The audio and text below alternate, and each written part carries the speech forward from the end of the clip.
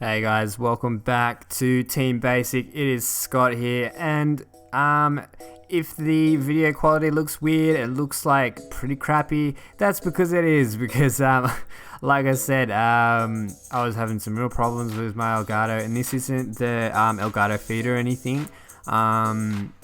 That's not this is not a comment on Elgato or anything like that, because their product is good, but I think it's more to do with my computer,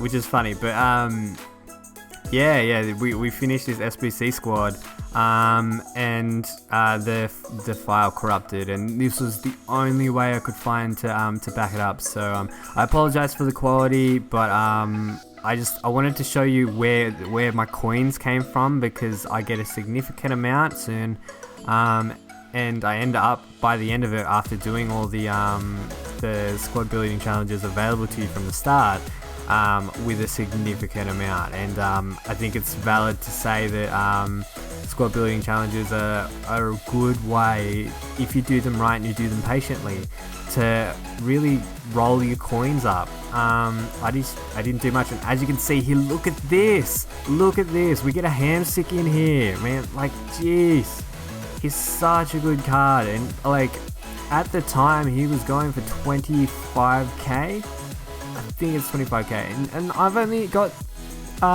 pretty much 38,000 coins.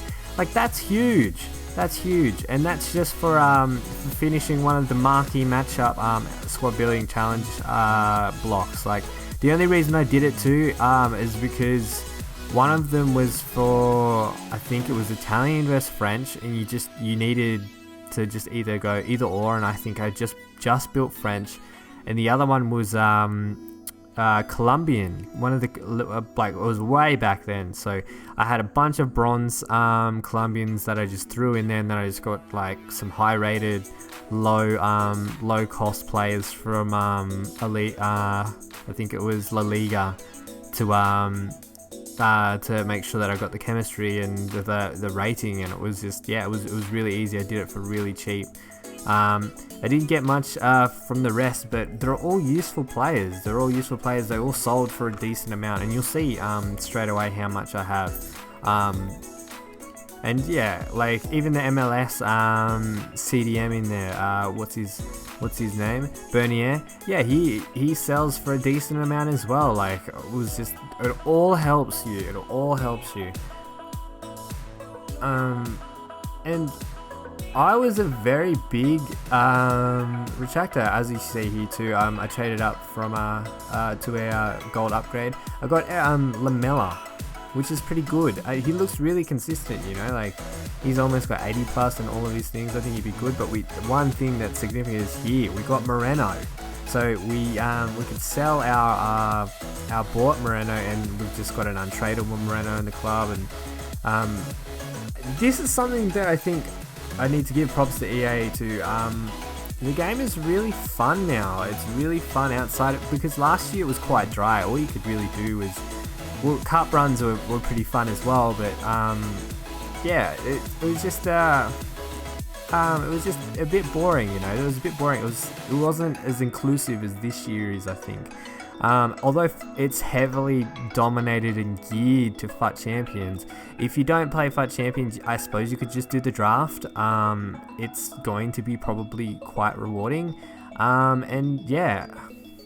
So checking out our trade pile and our coin stack. Look at our coin stack up there in the left. Almost 75k. Yeah, it was really, really good. It was really rewarding, and I'm just, like I said, props to EA for offering so much good content, and content that just rewards the player for playing the game. They do have some problems still, like I'm not even going to start with the issue of the web app and the fact that people have bots who, auto check everything out for them. Oh yeah, so there's the marquee matchups that I did. But there's still hybrid leagues and League of Nations hybrids to do. But yeah, there's still something to be said about this game. They've given it a massive step forward, and I think they need to be given props for that. But yeah, right here, we're looking to replace Bellerin. He ran out. I was seriously thinking about just buying him because he's a really, really good right back. He's so quick. He's ridiculously quick, really. But as you can see, he's like 20,000 coins. I think he might be cheaper now, but I know a lot of people use him because he's a ridiculous pace, and he's not tall, I don't think, but he's quite physical. So I was saying this, I think the last episode, Bellarabi, he's got a really small body. He's really slim, even though he's 6 foot, and he gets like pushed off a lot. Whereas Bellerin, I don't think he's as tall, but he's like a little wider, and he seems to play really well. I don't know. Some players are just physically imposing like that for some reason, like Smalling. But I mean, he's 6'4", so you expect that. And yeah, so instead of that, I thought, okay, who else would have a strong link in? And I decided to have a look at the Bundesliga right backs, and I saw this Trash guy.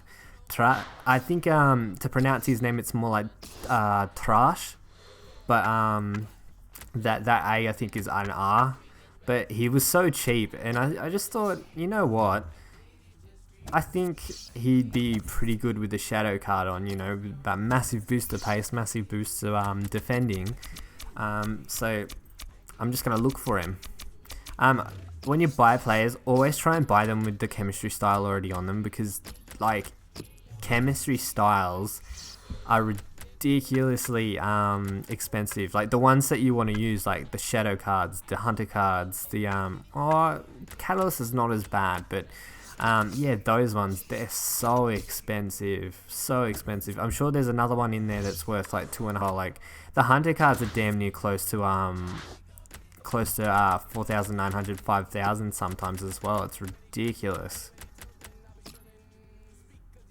But yeah, Trash, he goes straight into the squad. He hasn't let me down at all. He plays really well because I didn't highlight this, but he's actually got medium high work rates, which is like massive, because I always play one half on defensive, one half on attacking, and it can be problematic with high medium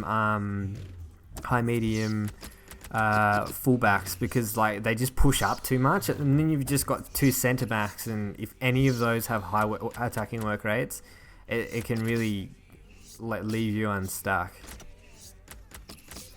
But yeah, we go ahead, we buy a shadow chemistry style, we whack it onto Trash, and like I said, ever since I did that, I was really happy. Surprised too, and this is something about that leads me into my next line of thought as well, and I'm going to keep mentioning it until I do it. Chemistry styles, how effective are they? How effective are they? And you would think a relatively basic card like Trash would be trash, I guess. Hey, Trash, hey. You'd think he wouldn't be perform too well, but he performs really, really well. And I'm not sure if it's because of his work rates. I'm not sure if it's because of his chemistry style. But yeah, he never feels slow. He never feels like he gets caught out by wingers or anything. So yeah. Now I just want to talk about something, and this could totally be redundant now. And it is injuries. Injuries are such a pain in the ass. You'd hardly ever get one last year. And injury cards they just didn't cost anything, but as you can see there, Herrera, I don't know why, I went through a stretch where he was just getting injured again and again and again, and I was just like, nah, I'm sick of this. So I went to the EPL, not BPL, EPL, found a Bojan for 950, which is like just about as much as a all injuries card, the +1 all injuries bronze card, and yeah, it's so much cheaper to just buy players now. You may as well too, because he's an alright card. He's pretty fun to play with.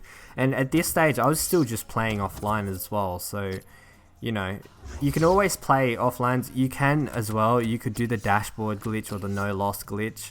If you don't know what that is, basically you just enter an offline game.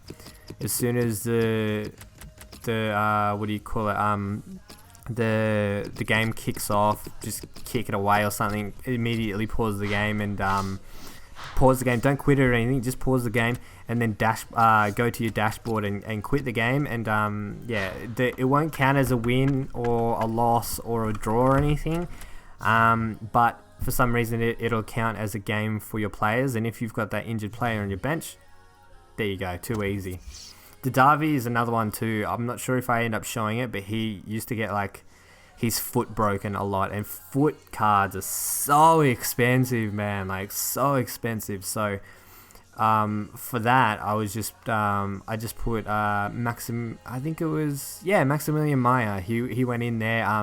Who plays for Schalke 04.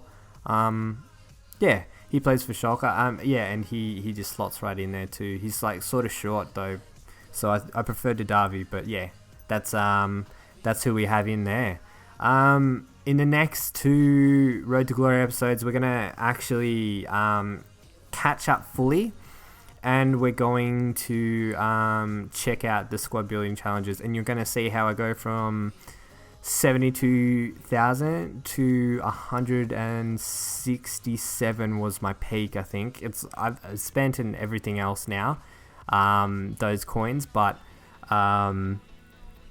yeah, they're all right. They're pretty good. They're a pretty good way to get yourself up there. But yeah, this is going to be the end of the episode for now. I will see you next time. Thank you for watching. If you have watched, if you haven't, then you've just skipped to the end. Thank you as well. And I'll see you next time.